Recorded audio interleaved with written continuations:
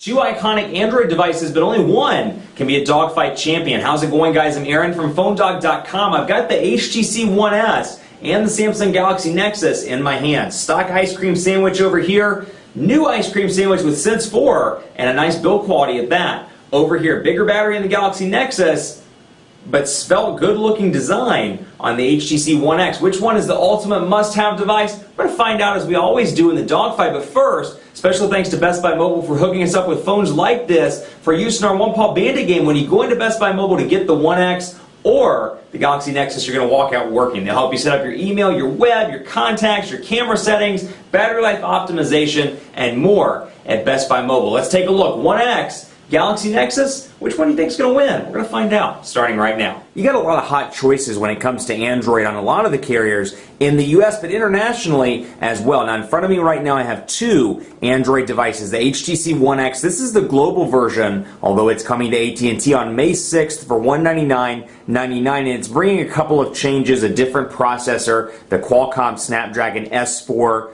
dual-core processor at 1.5 gigahertz is one, and then also it's going to have 4G LTE capability on AT&T. But this is the international version, so to give you a rundown of the international specs, it's got a 1.5 gigahertz quad-core NVIDIA Tegra 3 CPU, a 4.7-inch HD display with 720p resolution there, and then you have an 8 megapixel camera on the back with 1080p HD video recording and burst mode as well, which we'll talk about more in part 2 of the video. You have a front-facing camera, you have a 1,800 milliamp hour battery, and then you have Android 4.0, also known as Ice Cream Sandwich, with HTC's newest over here, Sense 4.0. So a lot of changes there that we'll dive into in just a second. Then you have the Samsung Galaxy Nexus. This is actually Sprint's flavor of the Samsung Galaxy Nexus. And you'll notice some changes if you have your Verizon version laying around. Take a look at this. You'll see some minor differences. The back cover is a little bit different, obviously with the Sprint logo, but with the texture as well. And then you'll notice the chrome on the sides is a little bit darker on the Sprint version. Specs are the same though, 1.2 gigahertz dual-core TI-OMAP processor over here, a 4.65-inch HD display with Pentile technology. So both are 720p HD displays,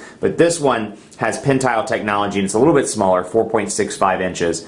On the Nexus, 5 megapixel camera with 1080p HD video recording over here, a 1,850 milliamp hour battery. Now this is obviously an LTE device. It's working in all of Verizon's LTE markets. Sprint doesn't have LTE formally rolled out yet, but when they do, it'll be an LTE device. Now this comes with a little bit of a caveat on Sprint right now because obviously they have an established WiMAX network in the US, so you're not going to get 4G on this device. This doesn't have WiMAX as a back end, if you will, or as kind of a fallback. It just has 3G and then 4G LTE. So if you're coming from, let's say, like the Epic 4G Touch, you live in a market like Charlotte where you're getting 4G capabilities right now, or 4G as they define it. You go to this, well right now you're going to get 3G because it doesn't have WiMAX support, and Charlotte, for example, has not been announced as a 4G market. So unless you're in, maybe Atlanta, Dallas, Houston, a couple of these other markets that have been announced, you may want to hold off and stick with a WiMAX device. Otherwise, if you're okay with, kind of jumping on the bandwagon, the Galaxy Nexus will be fine for you. But you can see some differences in design here. This obviously has a battery door covering it, and you can remove it to access the battery.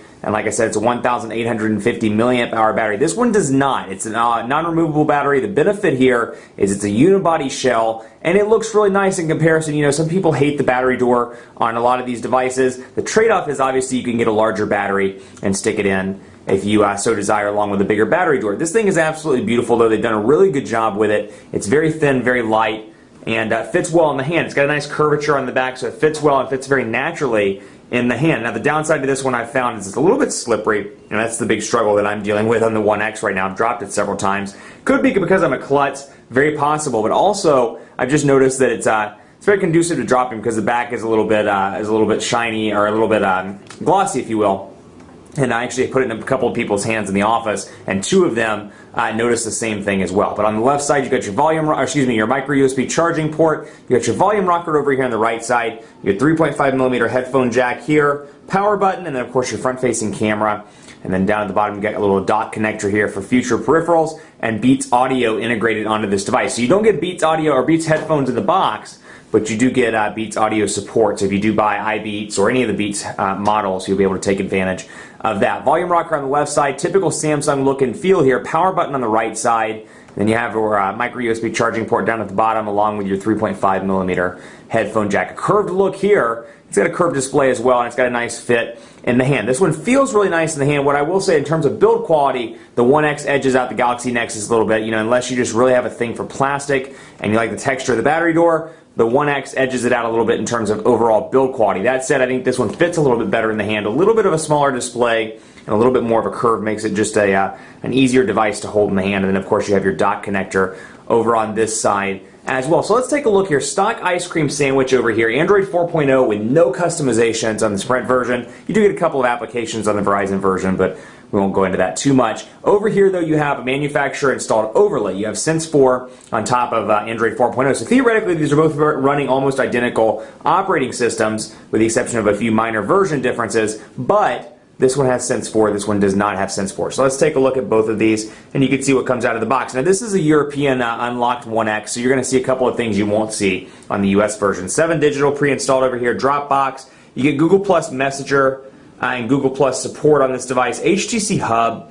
Over here you get, and then Messenger, like I said, personalization, which is an HTC thing, which we'll talk about because they do a great job in the personalization department. And then over here, Polaris Office, you get a tune-in radio, and then, of course, all the typical HTC stuff, stocks widgets, weather widgets, tasks, Wi-Fi hotspot, and more. You'll notice down here frequent and downloads as well, and you'll notice a nice little carousel effect that takes place as you scroll through these. That quad-core Tegra 3 processor really doing a good job. But you can notice a couple of things right out of the gate, particularly if you're coming from an older HTC device. You'll notice an ice cream sandwich in Sense 4. The apps scroll from side to side here, much like stock ice cream sandwich. Also, you'll see some stuff up top here, Play Store, search, and menu. One thing I love about Sense 4, they've really done a good job with this, is the fact that they add text below the icons. Because, for example, I look at this, I'm like, what is this bag with a play sign? What in the world? I may be new to Android, for example.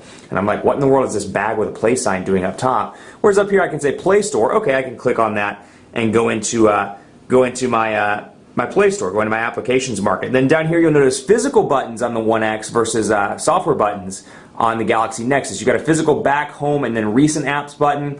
And then back here, back, home, and recent apps as well, although these are on the screen. So when you turn the device off, you can see, and I'll do this one as well just so you can see the lock screen on both devices, HTC versus stock Android here. You can lift the ring up, and then this one, shortcut to camera or shortcut to unlock, and you're back in business. Taking a look at recent applications on both of these devices, this is where you can see obviously what's running on your device, but you can really see the customization differences on HTC's version versus stock ice cream sandwich. So I can scroll through and see the ones that I like here, and when I want to get rid of it, just swipe and remove it out of the list. Same idea over here, rather, where you can swipe through and then remove them as you want to get rid of them. But obviously, you can see the HTC customizations on the One X versus the stock look on the Galaxy Nexus. Otherwise, 5 home screens in stock Android, 7 home screens in Sense 4, and then you can see pinch to zoom. Can't do that over here, obviously. But you got your 5 home screens, and you can see the bar moving at the bottom. And then over here, you can easily pinch to zoom and go in and focus on one. And I'll show you this as well, which is pretty cool. Let's take a look at the customizations. You can see the pressing and holding chooses the wallpaper over on the unlocked version, or over on the ice cream sandwich stock version. But you can see widgets over here, and I can press and hold battery life, for example, and I can move it around. You can see my home screens are kind of highlighted where I can easily scroll back and forth. And if I wanted to add the battery widget, I can do that pretty easily. This is one edge, or one area where I have to give the edge to the HTC One X, because you can take a look. It's really clean. It's really organized. You got your 7 home screens up top where you can scroll between those pretty quickly. And let's, say I want to do bookmarks on one screen. I press and hold bookmarks. Well, immediately you can see the 3 that light up in red. That's telling me that there's not enough space on that particular home screen.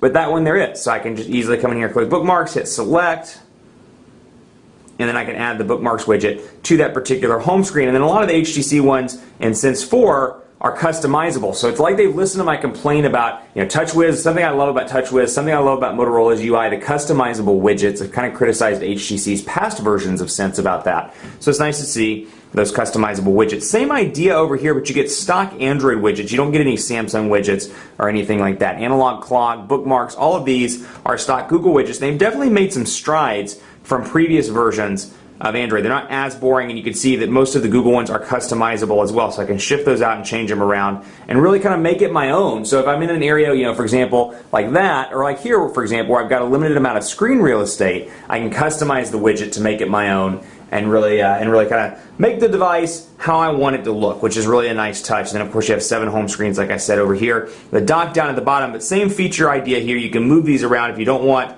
the browser down here. You can pull camera down in there, for example, and same idea over here. If you don't want mail, you can move Play Shop down there into the HTC one. Where HTC excels ahead is they offer some nice personalization touches in addition to the widget look and feel. You've got your personalization menu here where you can change the lock screen shortcuts. So I can add, weather, for example, onto my lock screen. I can hit apply, and then I can go back into that. We'll go back in just a second, go back to personalize, and then I can change the skin as well, the wallpaper, all of this from the personalization menu. And that's something HTC has historically done a really great job at. So we can go in here and say aluminum, for example. I want aluminum. And so I've changed the wallpaper, I'll change the look and feel of the dock, along with the bars up at the top of the display. And while I'm doing that, we'll show you what the notification bars look like on both of these devices. Again, stock ice cream sandwich over here. Since for a top ice cream sandwich, you can see both have physical settings buttons. And one other feature I really like about ice cream sandwich, we'll turn these off and back on. So you can see the weather widget, for example. I like the ability to access the notifications bar without unlocking the display. Big touch, something new to ice cream sandwich, and it's a really nice feature to have. Let's take a look quickly at messaging. We'll go to messages on both of these and show you what the interface looks like. So you can see stock Android 4.0, and then again over here, since 4, you got some shortcuts up top. You got your search, compose, and then your menu button, whereas those are down here on stock ice cream sandwich. We'll hit new message, we'll come down here, and you can see stock ice cream sandwich keyboard, HTC Sense keyboard over here. But the Sense keyboard has a nice little feature called trace input, which I apparently don't have turned on. But we can say, hey there, Brown Fox. And then I can turn that on in the settings if I want to. Actually, no, let's not do voice stuff yet. I'll show you this. I'll show you this in the settings. We'll go back to keyboard here. Bear with me. Let's do this. And go into settings and take a look at the language and keyboard. Turn on trace input. And trace keyboard. There we go. And we'll go back, because this is a nice touch because swipe isn't available for ice cream sandwich just yet. And you can see you get a nice swipe-like alternative, and of course landscape mode great as well. 4.7-inch display over here really makes it easy to type on. Now over here, one of my favorite keyboards, honestly, the stock ice cream sandwich keyboard is a fantastic option. Quick Brown Fox is hungry and happy. Quick Brown Fox is hungry and happy. But you can see landscape here as well, although the transitions take a little bit longer. I really like the keyboard over here. So the keyboard goes to the Galaxy Nexus, but if you want trace input, the One X offers that alternative.